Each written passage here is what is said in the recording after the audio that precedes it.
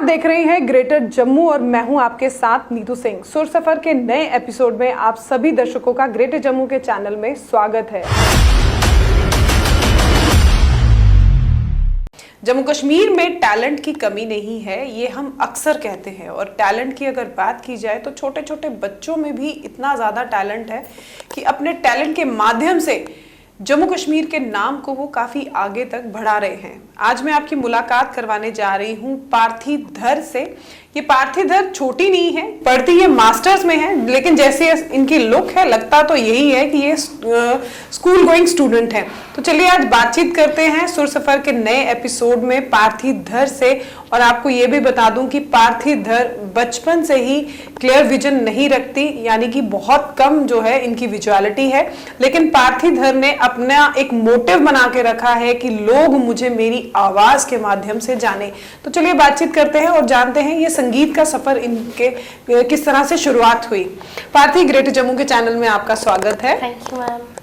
पार्थी, मैं जब आपसे मिली मुझे लगा शायद आप स्कूल गोइंग स्टूडेंट हैं, बट आप मास्टर्स कर रही हैं। तो संगीत का कैसे शुरू हुआ, ये कैसे माइंड में आया संगीत को लेकर? एक्चुअली मैं बचपन से सिंगर बनना चाहती थी, बट मेरा जो ये संगीत का सफ़र है ये शुरुआत से 2-2.5 साल पहले से हुआ। एक्चुअली हम लोग रहते कश्मीरी माइग्रेंट कॉलोनी में है। कश्मीरी माइग्रेंट है तो चीज़ों की जो अवेलेबिलिटी है बहुत ज़्यादा कम है। तो हमारे ही कॉलोनी में एक सर थे, उन्होंने कल्चरल प्रोग्राम ऑर्गेनाइज किया था। वहाँ से फिर मेरा संगीत का जो सफ़र है वो शुरू हुआ। पार्थी, जैसे आपने बताया कि कल्चरल इवेंट को आपके सर ने जो है ऑर्गेनाइज किया था, तो आपने वहाँ पर पहली बार गाना गाया था। तो वो पहली बार जो गाना गाया था वो आई एम श्योर आपको याद होगा, क्योंकि पहली बार की हुई चीज हमेशा याद रहती है। बिल्कुल, वो मुझे बहुत अच्छे से याद तो वो आप हमारे अगर दर्शकों को सुना दें, फिर उसके बाद हम अपना जो है बातचीत का सफर आगे बढ़ाते हैं। बिल्कुल, वो कश्मीरी था तो कश्मीरी प्लीज सुनाओ। प्लीज। साहिबो सच्चम में चैनी वथ में असलिचे हावतम, साहिबो सच्चम में चैनी वथ में असलिचे हावतम, कूद काला रोज बेजान, कूद काला रोज बेजान, ज़मी हुंद मस चावतम, साहिबो सच्चम में चैनी वथ में असलिचे हावतम। पार्थी, आपकी आवाज जितनी आप खूबसूरत है ना, आवाज भी उतनी ही खूबसूरत है। Thank you ma'am. तो रियाज कैसे करती हैं, किन से सीखती हैं आप? मेरे गुरु हैं रवि भान सर, मैं उन्हीं से सीखती हूँ। ओके, तो कब क्या समय रहता है आपका रियाज करने का? मेरा एक मॉर्निंग रियाज रहता है, क्योंकि वो एक सिंगर के लिए बहुत ज़रूरी रहता है। तो मेरा मॉर्निंग का रहता है 6:30 से मैं स्टार्ट करती हूँ, और फिर देन इवनिंग रियाज रहता है जो 7 बजे से शुरू होता है। तो मास्टर्स कर रही हैं आप सोशियोलॉजी में, तो सिंगिंग को भी साथ में लेके चलना और मास्टर्स पढ़ाई भी करनी, क्योंकि पढ़ाई के बिना तो हम बिल्कुल भी कुछ भी नहीं है। तो मैनेज कैसे कर लेती हैं, क्योंकि पढ़ना भी और साथ साथ में रियाज भी करना? कहते हैं ना कि जो इंसान करना चाहता है ना, वो करने के लिए उसको कभी भी टाइम की कमी नहीं पड़ती है। मैं म्यूज़िक करना चाहती हूँ तो मेरे से बहुत अच्छे से मैनेज हो जाता है। मैं जो मास्टर्स है वो इग्नो से कर रही हूँ। ओके। तो पूरा दिन होता है मेरे पास, जिसमें मैं स्टडीज़ भी कर लेती हूँ, और जो थोड़ा बहुत मुझे जो लगता है कि सुबह के टाइम पे मैं अपना रियाज पूरा नहीं कर पाई हूँ वो भी कर लेती हूँ। आपसे बात करना चाहूंगी, थोड़ी इमोशनल है, आपकी लाइफ के रिलेटेड है। आप बचपन से ही नहीं देख पाती, मतलब आपकी विजुअलिटी बहुत कम है। ऑलमोस्ट मेरी विजुअलिटी ऑलमोस्ट 100 है। मुझे सिर्फ इतना पता चलता है कि जब वो भी तब जब सूरज बहुत तेज़ होता है ना, लाइक बादल नहीं होंगे या मतलब कोई, मतलब जब सूरज बिल्कुल क्लियर होता है तब मुझे पता चलता है कि हाँ दिन है। हाँ जी, बाकी और मुझे कुछ ज़्यादा पता नहीं चलता। हाँ जी। तो ये चीज़ें कभी आपकी लाइफ में अड़चन बनी या कभी कैसी कोई प्रॉब्लम आई? नहीं, आप कह सकते हो शायद मेरी फैमिली इतनी ज़्यादा सपोर्टिव थी कि उन्होंने कभी ऐसा फील नहीं होने दिया।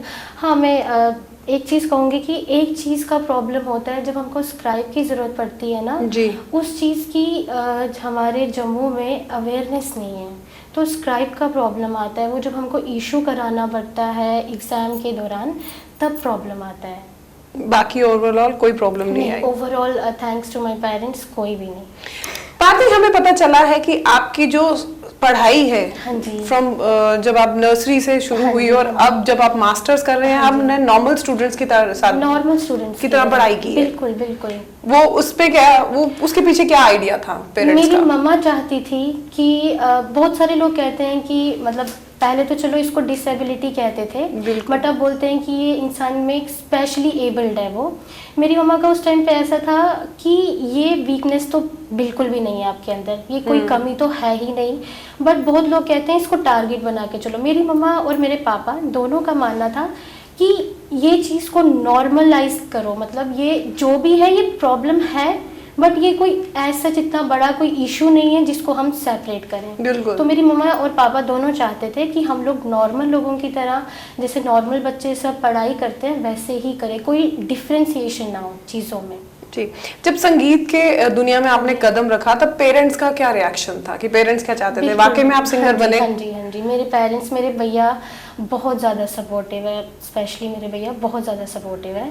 मेरे मम्मा पापा भी हैं बट भैया थोड़े ज़्यादा हैं। हाँ जी, तो बहुत ज़्यादा, हाँ, उन्होंने कभी कोई रुकावट नहीं की, कोई हर्डल नहीं लाया कि आपको सीखना है। तब मेरी क्लास बनतला में होती थी उस टाइम पे ऑफलाइन बीच बीच में, तो मेरी मम्मा चाहते थे हम लोग, मैं नगरोटा में रहती हूँ, नगरोटा से बनतला लाना, फिर क्लास लेना और फिर वापस घर आना, कभी कोई रुकावट नहीं की। कभी कोई रुकावट नहीं? कभी भी नहीं। तो पार्थी, सिंगिंग की क्षेत्र में आपको सबसे ज्यादा कौन सा जॉनर जो है पसंद आता है? क्लासिकल, फोक या कौन सा? मुझे फोक पसंद है। क्लासिकल तो ऑब्वियसली मैं क्लासिकल ही मैम सीखती हूँ, तो क्लासिकल तो पसंद है, बट मुझे folk music and light music, Bollywood music भी पसंद है।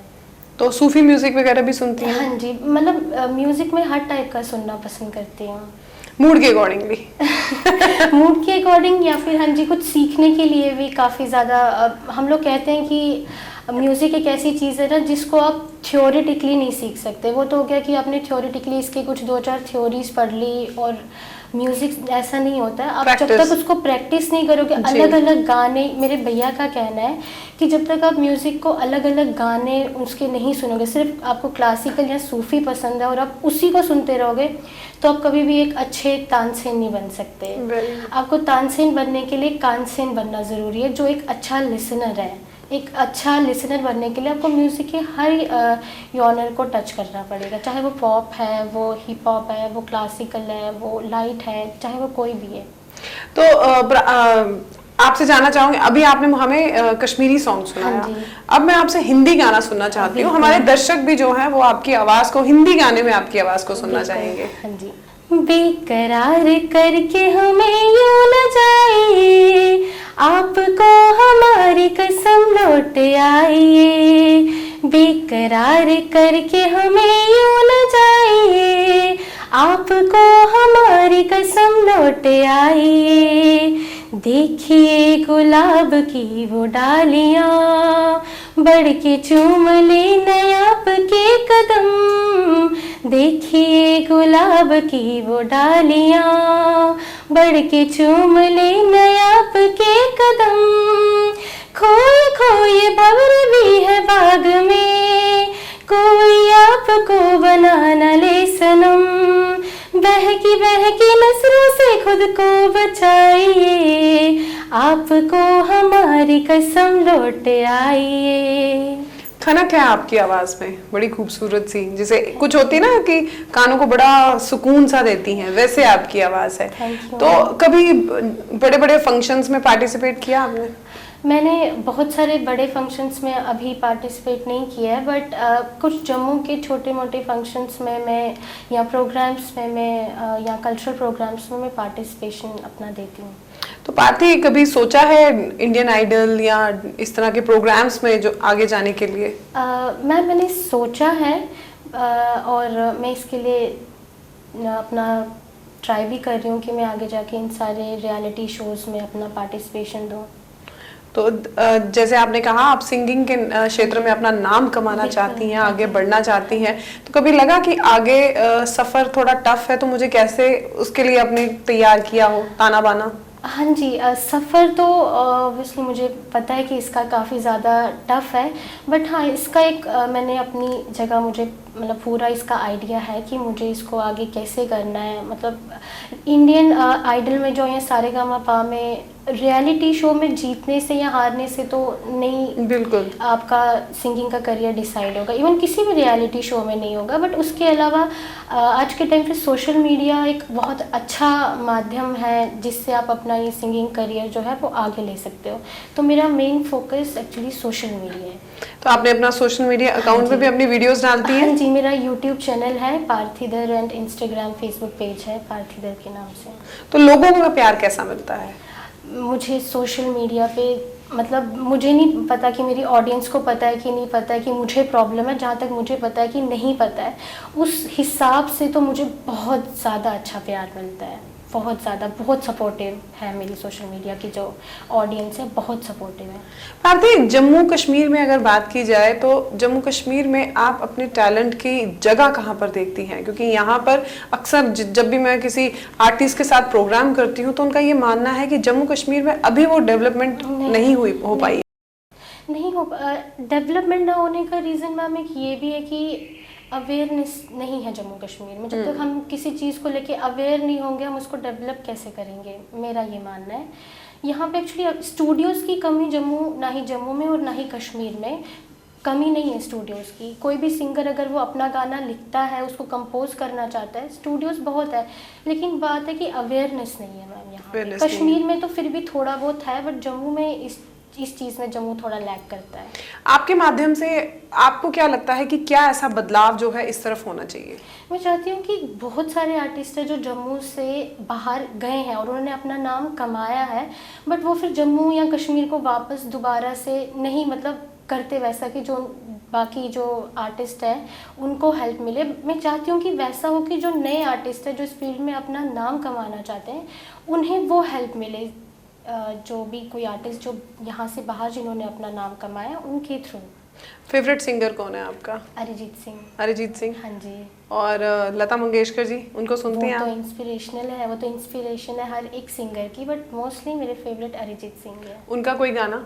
अरिजीत सिंह का जी ठीक है ज़रूर। उनका एक एवरग्रीन सॉन्ग है तुम ही हो, प्लीज।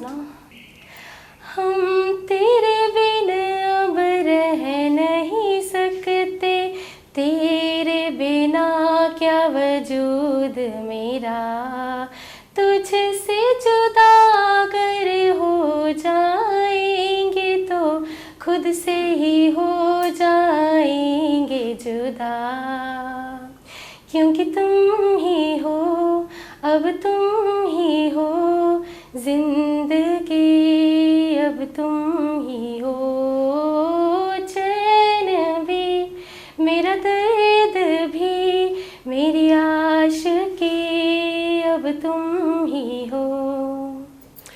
भारती, बड़ा मजा आया आपकी आवाज सुनकर, आपके साथ बातचीत कर कर। हम तो यही चाहेंगे कि एक दिन आप भी अरिजीत सिंह के साथ इसी तरह से गाती हुई हमें नजर आए। गुड विशेस ग्रेटर जम्मू की तरफ से आपको, और फ्यूचर में आप बहुत ज़्यादा अपना नाम कमाएं। जाते जाते एक क्लासिकल सॉन्ग ज़रूर आपसे सुनना चाहूँगी, क्योंकि आप जैसे कह रही थी कि फोक और क्लासिकल आपके फेवरेट हैं। तो एक जाते जाते आपसे क्लासिकल सॉन्ग सुनने के साथ साथ एक मैसेज भी हमारे यूथ के लिए। हाँ जी, एक राग बेस्ड लता मंगेशकर जी का ही एक सॉन्ग है दिल की नज़र से जी, वो राग बेस्ड है, तो वो सुनो। दिल की नज़र से नज़रों के दिल से ये बात क्या है, ये राज क्या है, कोई हमें बता दे, सीने से उठकर होठों पे आया ये गीत कैसा, ये राग क्या है, कोई हमें बता दे, दिल की नज़र से। कोई मैसेज देना चाहेंगे हमारे दर्शकों को? मैं स्पेशली यूथ को देना चाहूँगी। हमारे यूथ आजकल नशे में और बुरे कामों में बहुत इंडल्ज हुए हैं। आर्ट अगर वो सब अपना ये टाइम जो वो नशा एंड बाकी सब बुरी आदतों में लगा रहे हैं, उसके बावजूद अगर वो किसी आर्ट में अपना लगाए सिंगिंग अगर नहीं है तो सिंगिंग नहीं, डांस, राइटिंग है, पेंटिंग है, बहुत सारे आर्ट हैं हमारे यहाँ पे अवेलेबल, जम्मू में ही अवेलेबल है। सिंगिंग के टीचर्स हैं, डांसिंग के राइटर्स बहुत सारे हैं। तो मैं चाहती हूँ कि यूथ इस चीज़ से हटके एक आर्ट में अपना जो है वो योगदान दे। जी, तो पार्थी, आपसे बातचीत करके बहुत मज़ा आया। Good wishes Jammu, greater Jammu की तरफ से आपको। Thank you ma'am. तो ये थी हमारे साथ जम्मू की उभरती हुई कलाकार पार्थी धर, जिनका ये मानना है कि आजकल के यूथ को अपना टाइम वेस्ट ना करने की बजाय किसी ऐसे काम में उन्हें अपना टाइम लगाना चाहिए जहां पर उन्हें उनका टैलेंट भी बाहर आए और साथ ही साथ आप बुरी आदतों से दूर रहें। तो पार्थी धर के गाने आपको कैसे लगे, कमेंट सेक्शन में अपनी राय जरूर रखिएगा। अगले हफ्ते फिर एक नए आर्टिस्ट के साथ आपके सामने रूबरू होंगी। कैमरामैन अजय साडू के साथ मैं नीतू सिंह, ग्रेटर जम्मू के लिए। धन्यवाद।